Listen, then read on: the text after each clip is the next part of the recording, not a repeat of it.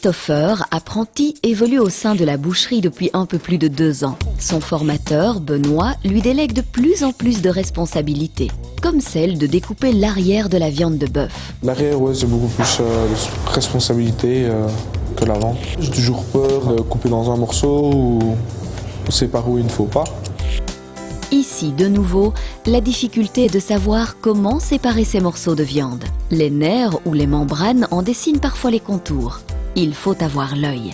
En fait, où on doit séparer, il y a des petites lignes entre les morceaux. Et il faut les suivre, il y a une fine membrane parfois.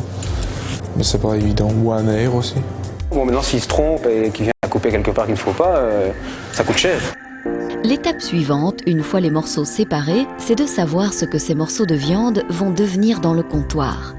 Par exemple, avec la plate cuisse, on peut la faire en rhum steak ou alors la mettre au carré, on peut faire des roulades de bœuf avec.